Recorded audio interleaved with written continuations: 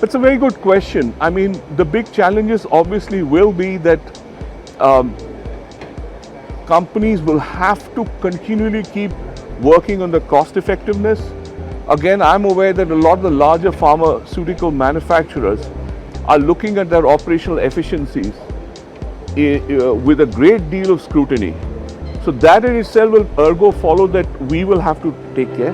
The second is, of course, the regulatory environment we are operating in, because we are aware that all our clients are coming under more strict scrutiny as far as regulatory aspects are concerned. So it follows that we have to respond to even some of the observations we're getting on the equipment. And we've got to preempt it by building it first, testing it, and then being ready when the client wants it. So that is a challenge where you have to continually think about what we should be doing rather than responding.